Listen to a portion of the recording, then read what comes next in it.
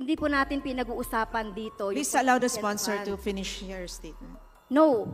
Kasi po, Madam Speaker, ang tinatanong ko lang dito kung meron o wala. Paliwanag kung bakit. Naano po yung oras ko, Madam Speaker.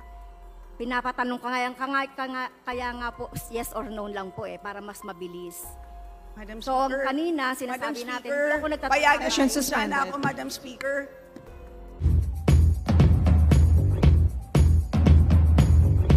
So, ang OVP ba in 2022, is it entitled for the confidential fund? Tama po, at uulitin ko, tama po. At ang dahilan po ay ganito po. Ang ginamit po dito ay ang contingent fund.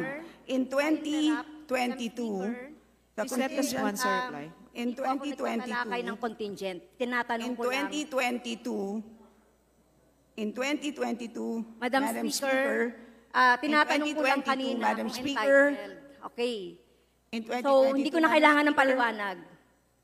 Okay, so, tinatanong ko kanina, Madam Speaker, kanina, sinasabi natin, Madam Speaker, tinatanong ko lang, ang sagot po ay yes or no.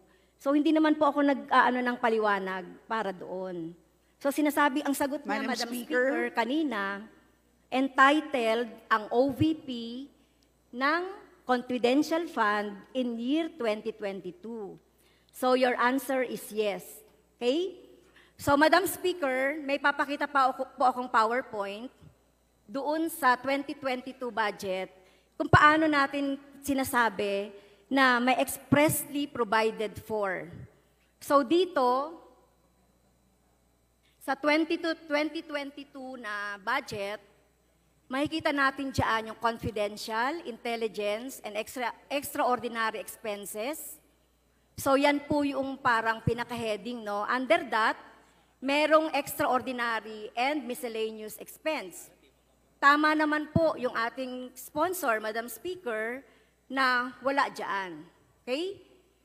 Pero kung titignan natin yung 2023 na budget, ayan, budget for 2023, may confidential fund. So, confidential, intelligence, and extraordinary expenses. Confidential expenses, malinaw, 500 million na inaprubahan natin noong 2022. At meron ding extraordinary and miscellaneous expenses na 620,000. Okay? So yung difference ng dalawa, Madam Speaker, here it is expressly provided for budgetary allocation. In 2022 ay wala. Tignan natin yung Office of the President.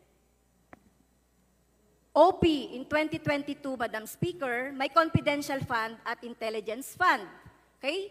Under pa rin sa heading ng confidential, intelligence, and extraordinary expenses. Merong confidential, merong extraordinary miscellaneous expenses, at meron ding intelligence expenses na inaprubahan natin noong 2022. Okay, next. Noong 2023 na budget ng OP. So, ganun pa rin, the same pa rin. Merong intelligence, merong extraordinary, merong confidential expenses.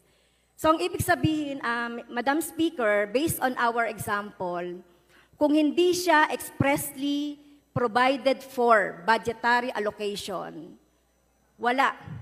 Okay? Wala ang 2022 na confidential fund under the Vice President, under the OVP. Tama po ba yon, Madam Speaker? Madam Speaker, una sa lahat, one can force her opinion, but one cannot force her facts. Una sa lahat, maling bahagi ng libro ang tinitignan po ninyo. Maliwanag, nagdeklara ang Supreme Court na ang contingent fund Okay. ay isang line item appropriation. Madam Speaker, So, ibig wala sabihin tayo nun- doon sa contingent fund. So, ibig sabihin nun, Hindi po natin pinag-uusapan dito yung Please allow the contingent sponsor fund. to finish your statement. No. Kasi po, Madam Speaker, ang tinatanong ko lang dito kung meron o wala na expressly sumagot po ako, provided Madam for. Speaker, Wala pa po ako meron. dun sa contingent At fund. payagan niyo po akong ipaliwanag kung bakit meron. Ang problema po is ayaw po natin makinig. Gusto ko po, Madam Hindi po Speaker, ako ayaw makinig. ipaliwanag kung bakit... na ano po yung oras ko, Madam Speaker. Pinapatanong kaya nga po yes or no lang po para mas mabilis. Madam So, Speaker, kanina, Madam sinasabi natin, Speaker, hindi ako nagtatanong. payagan Session niyo sana suspended. ako, Madam Speaker.